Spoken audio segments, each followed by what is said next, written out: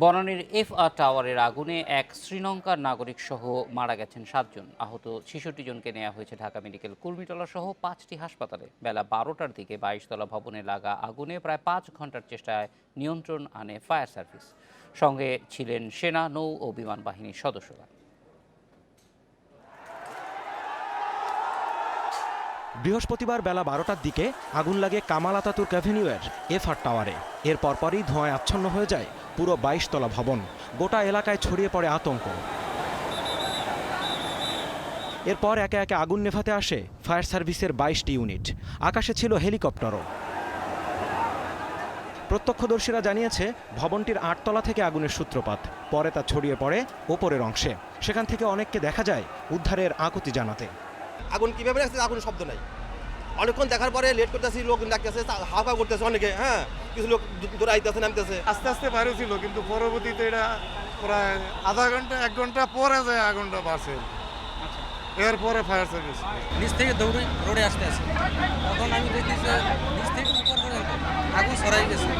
এ সময় প্রাণ বাঁচাতে লাফিয়ে পড়ে হতাহত হন অনেকেই। চিকিৎসার জন্য তাদের নেওয়া হয় ঢাকা মেডিকেল কুর্মিটোলা সহ আশপাশের হাসপাতাল, ক্লিনিকে। বেলা 3টার পর ফায়ার সার্ভিসের মই দিয়ে 11, 12, 13, 14 তলার কাঁচ ভেঙে উদ্ধার করা হয় বেশ কজনকে। তখনও 8ম, 9ম ও 10ম তলায় ছিল আগুনের শিখা। তারা উপরে উঠতেছে এবং আপনি দেখতে পাবেন ওখানে উপরে উঠতেছে, বুঝছেন? আর ওখানে লোকজন নাই, ওখানে যে আগুনটা আসলে নিচে আসতেছে না, আগুনটা আস্তে আস্তে উপরে উঠতেছে। আর ওইখানে অন্ধকার, হ্যাঁ ছাদের দিয়ে ওইদিকে চলে গেছে। আর হয়তো দুইটা রুমের মধ্যে আবদ্ধ আছে। কেউ কেউ এই আগুন বৈদ্যুতিক শর্ট সার্কিট থেকে লেগেছে বললেও সে বিষয়ে নিশ্চিত হতে পারেনি ফায়ার সার্ভিস। এটা ভাইয়া এখন পর্যন্ত আমরা বলতে পারবো না। আমরা আরেকটু তদন্ত করে বলতে হবে যে আসলে কোথায় মূল আগুনটা ছিল। এখানে আমরা বাইরে থেকে যেটা দেখতে পাচ্ছি, এখান থেকে প্রায় 8-10টা ফ্লোর তো আমরা ক্ষতিগ্রস্ত দেখতে পাচ্ছি। যেখানে আগুনের নিচে গ্লাসটা দেখতে পাচ্ছেন ভাঙা, তার থেকে সবগুলো উপরে সবগুলোই মোটামুটি ক্ষতিগ্রস্ত হয়েছে কম বেশি। FA টাওয়ারের আগুন নেভাতে ফায়ার সার্ভিসের সঙ্গে উদ্ধার কাজে অংশ নেন সেনা, নৌ ও বিমান বাহিনীর সদস্যরা। Zahidul Bashar, Independent News, Dhaka. আমরা একটু চলে যাব আদিলুর রহমানের কাছে। আদিলুর রহমান আছেন FA টাওয়ারের সামনে। আদিলুর রহমান, এখনকার পরিস্থিতি কি? উদ্ধার তৎপরতার সর্বশেষ সম্পর্কে প্রেসকে কোনো কিছু ব্রিফ করা হয়েছে কিনা?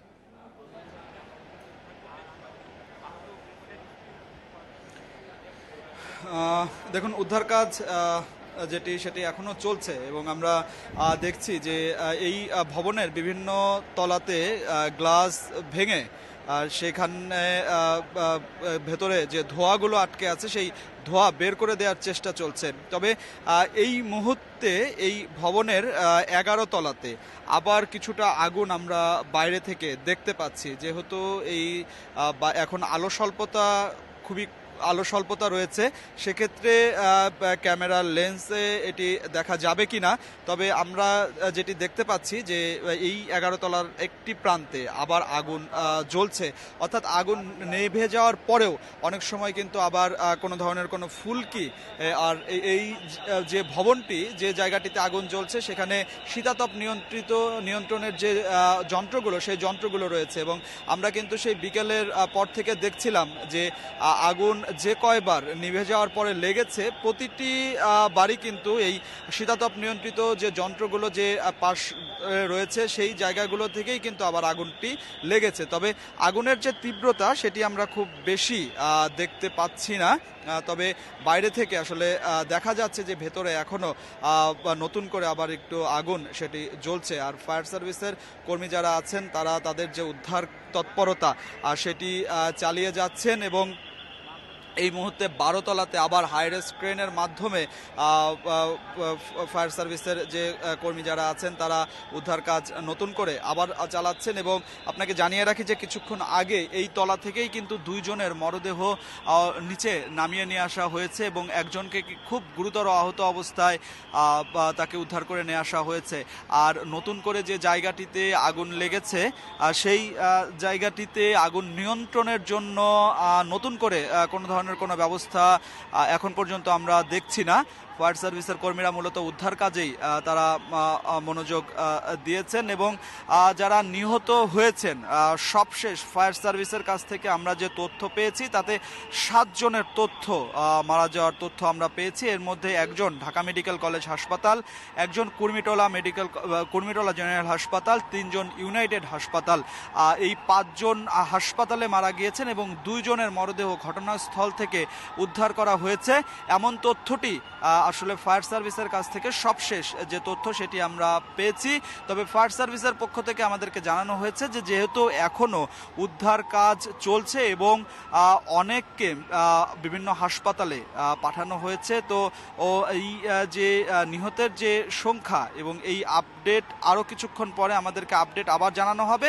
এই মুহূর্তে আমরা দেখছি যে এই ভবন থেকে আরও একজনের মরদেহ নিচে নামিয়ে নিয়ে আসা হচ্ছে, অর্থাৎ মরদেহ গুলো রাখার জন্য যে ব্যাগ, সেই ব্যাগে করে আরও একজনের মরদেহ নিয়ে আসা হচ্ছে। অর্থাৎ এই মরদেহটি সহ আমরা যেটি দেখছি যে এখন পর্যন্ত মরদেহ নিহতের সংখ্যা 8 জন, সেটি আমরা বলতে পারি। তার কারণ হচ্ছে কিছুক্ষণ আগে ফায়ার সার্ভিস জানিয়েছে 7 জন এবং এই মুহূর্তে আরও একজনের মরদেহ নিয়ে আসা হলো, অর্থাৎ 8 জনের তথ্য আমরা এখন পর্যন্ত আসলে জানাতে পারি। তবে এই যে 3 জনের মরদেহ আমরা নামিয়ে আনতে দেখেছি ফায়ার সার্ভিসকে, এই 3 জনের পরিচয় এখন পর্যন্ত কিন্তু শনাক্ত করা যায়নি, কারণ এই 3 জনের তারা কিন্তু দগ্ধ হয়ে মারা গিয়েছেন।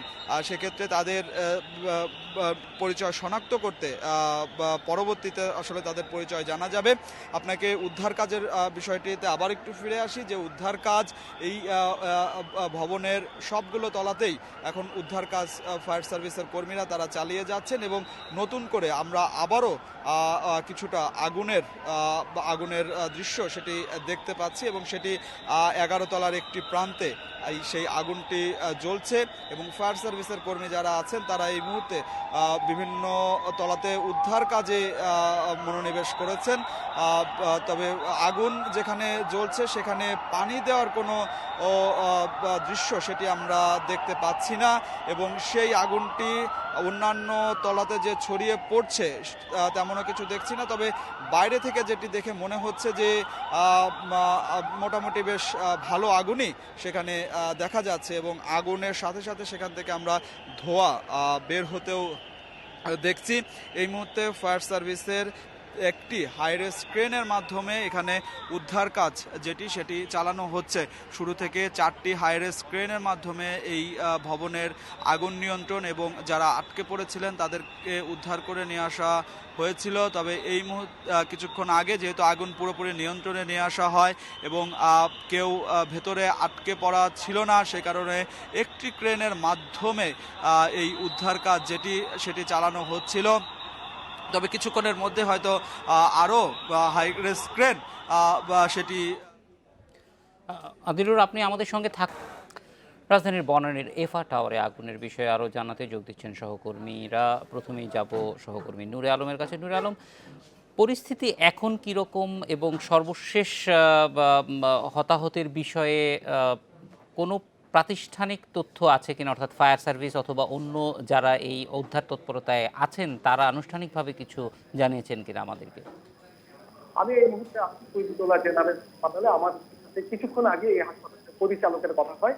তার দেওয়ার তথ্য অনুযায়ী এখন পর্যন্ত এই হাসপাতালে 44 জন ভর্তি রয়েছে যারা বনানীর অগ্নিকাণ্ডের ঘটনায় আহত এবং এদের বেশিরভাগের অবস্থায় আশঙ্কাজনক নয় বলে তিনি আমাদেরকে জানিয়েছেন।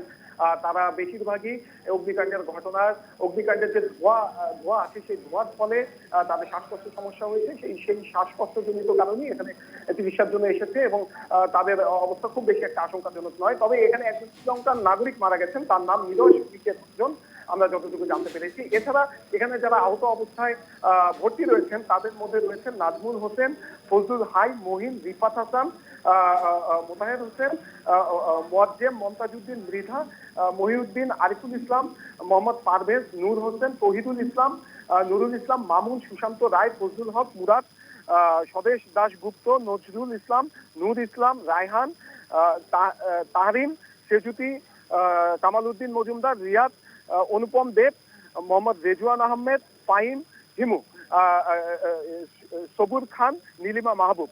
আর এখানকার কর্তৃপক্ষ বলছে যে এখানে যাতে তাদেরকে পূর্ণাঙ্গ চিকিৎসা দেওয়া যায় তার জন্য সকল ধরনের প্রস্তুতি রাখা হয়েছে, এবং তারা বলছে যে এরপরে যদি আরো রোগী এখানে আসে সেই ব্যবস্থাও তারা নিয়ে রেখেছে। তারপরে যদি খুব বেশি আশঙ্কাজনক অবস্থায় কেউ আসে তাদেরকে সিএমএতে নিয়ে চিকিৎসা করানোর ব্যবস্থা তারা করে রেখেছে। আমরা এই মুহূর্তে একজনের সাথে কথা বলবো যে ওই ভবনে কর্মরত এবং তার 3 জন সহকর্মী সেখানে মারা যায়। আমরা একটি ঘটনাটি তার কাছ থেকে শোনার চেষ্টা করব। আচ্ছা, আপনার সহকর্মীদের সাথে আপনার সবশেষ কখন কথা হয়েছিল এবং তারা আসলে কিভাবে মারা গেছে বলে আপনারা জানতে পেরেছেন চিকিৎসকদের কাছ থেকে? সর্বশেষ কথা ছিল 12টার সময় যখন অগ্নিকাণ্ডটা ঘটে, তখন আমার একটা যে আমাদের অবস্থা খুব খারাপ, আমরা হয়তো বাঁচব না। তখন 3 জন কর্মী ছিল, আমাদের সহকর্মী 3 জন সহকর্মী ছাদে গেছিল। ছাদে যাওয়ার পরে ওখান থেকে দড়ি বেয়ে নামতে যেয়ে 2 জন কর্মী অলরেডি ওখানে স্পট ডেড হয়, আর একজন যখন ইউনাইটেড হসপিটালে নিয়ে যাওয়ার পরে সে মারা যায়। অগ্নিকাণ্ডের ঘটনাটি কিভাবে ঘটে বলে আপনার তো অফিস ওখানে, আপনারা কি কতটুকু জানতে পেরেছেন আপনার অন্য সহকর্মীদের কাছ থেকে? আমি যেটা সহকর্মীদের কাছে শুনলাম যে ছাত্রা থেকে ঘটছে, ওটা রেস্টুরেন্ট থেকে না, এটুকুই আমি জানি, তার বেশি আমি বলতে পারি। দর্শক, আপনারা শুনছিলেন। আর আরেকটি বিষয় দর্শকদেরকে জানিয়ে রাখি যে এখানে অনেক স্বজনই তার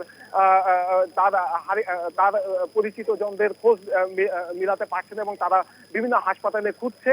এবং আমরা বেশ কয়েকজনের সাথে কথা বলেছিলাম, এর মধ্যে একজন গাজীপুর থেকে এসেছে, তার সন্তান সেখানে কর্মরত এবং তিনি বলছেন যে দুপুর 1টার পর থেকে তার সন্তানের সাথে আর কোনো কথা হয়নি। আমরা কিছুক্ষণ আগে আরো একজনের সাথে কথা বলেছিলাম, তিনি তার বন্ধুকে তিনি খুঁজে পাচ্ছেন না, তিনিও বিভিন্ন হাসপাতালে খোঁজ দিচ্ছেন। আমি এখানে দর্শক জানিয়ে রাখি, যদি কারো কোনো স্বজন এরকম না পাওয়া যায় তাহলে তারা মূলত 3টি হাসপাতালে খোঁজ দিবেন বলে কর্তৃপক্ষ আমাদেরকে জানিয়েছেন যে বনানী অগ্নিকাণ্ডের ঘটনার যারা অসুস্থ এবং যারা আহত হয়েছেন তাদেরকে ইউনাইটেড হাসপাতাল, কুর্মিটোলা জেনারেল হাসপাতাল এবং ঢাকা মেডিকেল কলেজ হাসপাতালে নিয়ে যাওয়া হয়েছে। আমরা এরকম একজন স্বজনের সাথে কথা বলবো, তিনিও তার অনেক সহকর্মীদেরকে খুঁজে পাচ্ছেন না, আমরা একটু তার সাথে কথা বলার চেষ্টা করবো।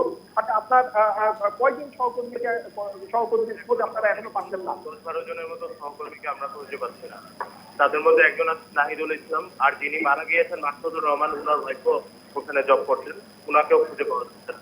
আরো অনেকজনই আছেন। আমরা জানতে পারছি যে ওই 10 তলায় যে আমাদের অফিসটা ছিল, আমার 10 তলায়, ওই 10 তলায় এখনো 10-12 জনের লাশ নাকি এখনো আছে। তো ওদের ওইখান থেকে যদি শনাক্ত করা যায় তাহলে হয়তো বা পেতে পারি। এটা আপনারা কোন মাধ্যম দিয়ে জানতে পারলেন? এটা আসলে ওইভাবে কোনো মাধ্যম না, আমরা ওভার ফোনে দেখে গেছে। আমাদের ওইখানে কিছু অফিস কলিগ আছে, তারা কিছু জানতে পারছে, হয়তো বা কিছু লাশ বের করছে ওইখান থেকে, বা ফায়ার সার্ভিস কর্মীদের মাধ্যমে হয়তো বা কিছু জানতে পারছে। এটা জাস্ট ওভার ফোনে বা যেভাবেই জানতে পারছি। সবশেষ আপনার সহকর্মীদের সাথে কখন কথা হয়েছিল এবং আপনারা কি ধারণা করছেন ওখানে কিভাবে আগুনটি লাগলো বলে আপনারা ধারণা করছেন, অথবা আপনার সহকর্মীদের কাছ থেকে জানতে পেরেছেন? আমার সবশেষ কথা হয়েছে নাহিদ ভাইয়ের সাথে, তখন বাজে বেলা প্রায় 1টা। ওই টাইমে কথা বলছে, উনি খালি বললেন যে মনে হয় বাঁচবো না, তুমি ফোনটা রাখো, আর পারলে ফায়ার সার্ভিসে একটা ফোন দাও। আমি সাথে সাথে ফায়ার সার্ভিসে একটা ফোন দেওয়ার চেষ্টা করছি, ওদের লাইন বিজি পাইনি। পরে শুনলাম যে সবাই চলে গিয়েছেন, আর লাস্ট টাইমে আসলে বাকিটুকু আর আমি জানি না, বা কারোর সাথে আমার ওইভাবে যোগাযোগ হওয়ার সুযোগ হয় নাই। আচ্ছা, সেখানে আপনার কোন কোন সহকর্মী খোঁজ পাচ্ছেন না, তাদের নামগুলো যদি একটু বলতেন তাহলে। আমি এখন অ্যাকচুয়ালি নাম বলতে পারি, যেমন নাহিদুল ইসলাম আছেন, রুমকি রহমান আছেন, যেমন নেতা আছেন, আতাউর রহমান, মিজানুর রহমান। শুনলাম যে এখন নাকি কুর্মিটোলা হসপিটালে আনছেন, এখন আমি শিওর না, কেবলই জানতে পারলাম একটা টুকরে আমার এখন সহিতের মাধ্যমে। দর্শক, আপনারা শুনছিলেন একজনের বক্তব্য। এরকম অসংখ্য মানুষ বিভিন্ন হাসপাতালে যাচ্ছে, তাদের স্বজনদেরকে খুঁজে পাচ্ছে না। নূরে আলম, আপনি আমাদের সঙ্গে থাকুন এবং আমাদের জানাবেন যে এমন কোনো জায়গা আছে কিনা যেখানে স্বজনরা সেন্ট্রালি খুঁজে পেতে পারে যে কোথায় থাকতে পারে, অর্থাৎ সবগুলো হাসপাতালে দৌড়াদৌড়ি করা ছাড়া সেন্ট্রালি কোথাও তথ্য রাখা হচ্ছে কিনা, আছে কিনা আমাদেরকে, আমরা যখন পরে আসবো তখন জানতে চাইবো আপনার কাছে।